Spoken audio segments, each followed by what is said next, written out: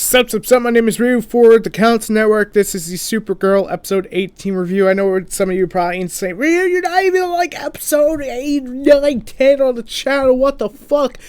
I have seen all the backlog episodes. I have yet to post the reviews. Obviously, it's happened with Daredevil. Easter has been a bitch. I'm sorry.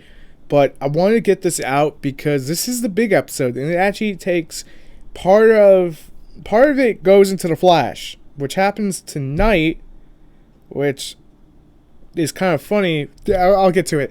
Anyway, here's one thing you need to know. Tonight's episode of The Flash takes place before this episode of Supergirl, so if you want to watch a crossover but you haven't already, then that's a good place to start, is watch Flash tonight, then watch Supergirl right after, if you can find the episode on CBS's site or whatever. Whatever you do to need to find it, you can find it.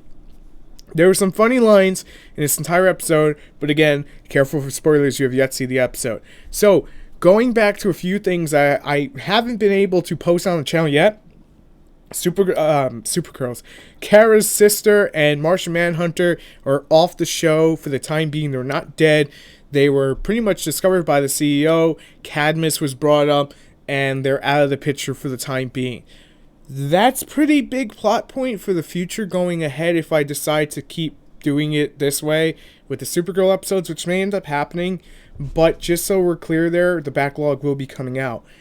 Secondly, like I said, this takes place after tonight's episode of The Flash, which is still breaking my mind. And yes, they did race. They raced!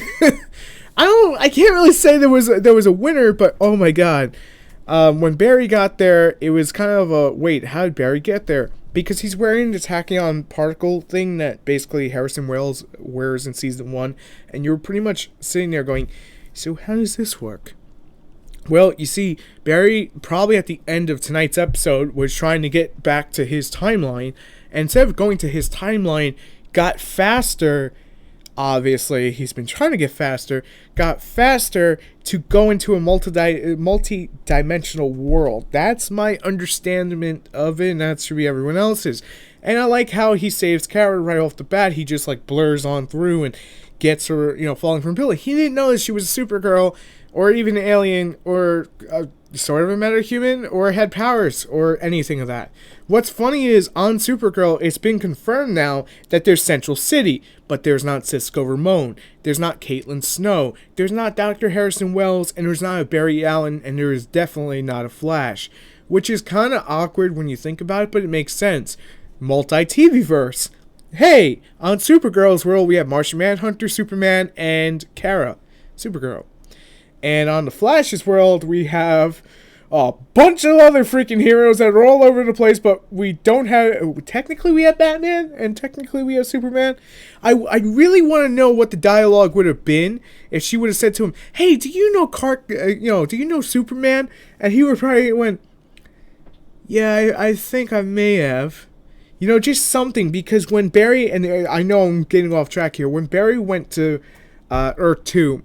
on the telephone, it had the names of, the secret identities, anyway, of quite a few Justice Leaguers.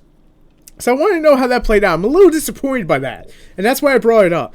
But how do you know who Black Canary is? Because Felicity is the true hero. She is the true hero. Crisis on Infinite Felicities, man. Damn! I couldn't resist. I'm sorry. But what a fantastic episode for Supergirl, because outside of a few things, the pacing was fantastic, and that's something in the earlier episodes of Supergirl, it's kind of all over the place.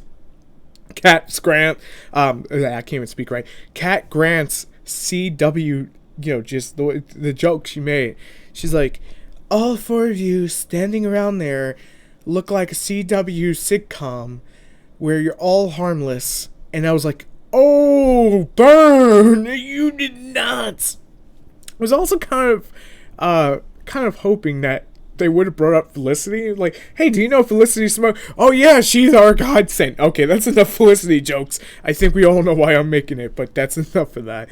In all seriousness, having Barry there was cool, but I know it's called Supergirl, but goddamn, it seemed like he was just kind of useless during this episode, to be completely honest.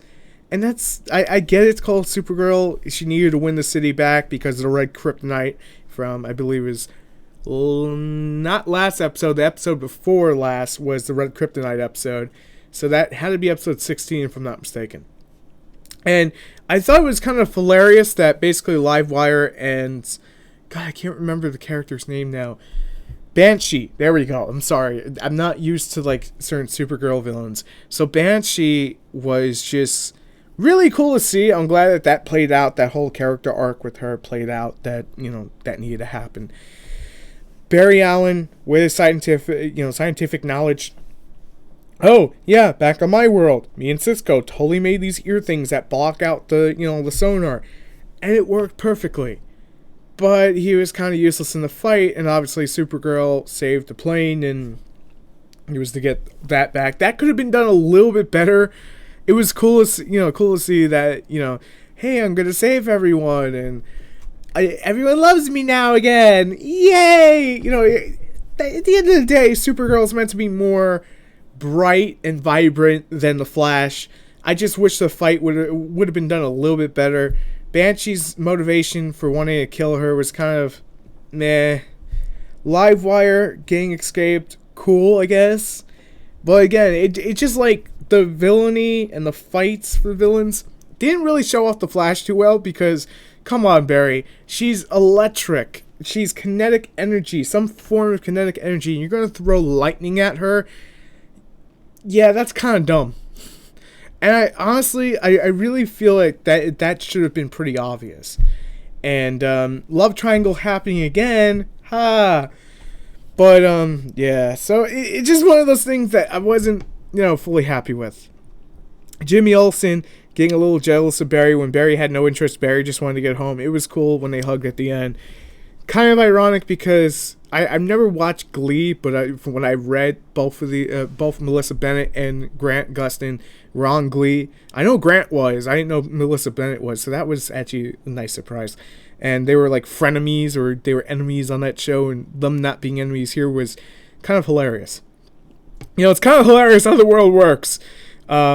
Silver Banshee's makeup. This is something I have to bring up. I didn't have a problem with the way it looked. It just kind of, when she goes to her aunt, she's like, I need your help. And she's like, well, if you don't kill her, you're going to lose your soul.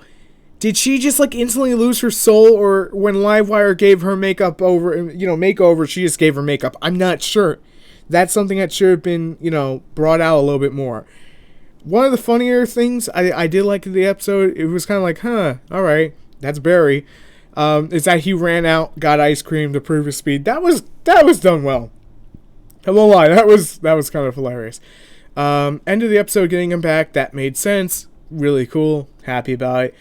And again, one last time, Cat Grant saying, the Flash sounds like someone who is a nudist, or something along those lines. I'm going to call him the Red Blur, or something along, it was something along those lines, but it was hilarious, nonetheless. Great episode of Supergirl. Going to give it an 8.5 out of 10. It was definitely up there for a Supergirl episode. Again, there were some downsides to this episode.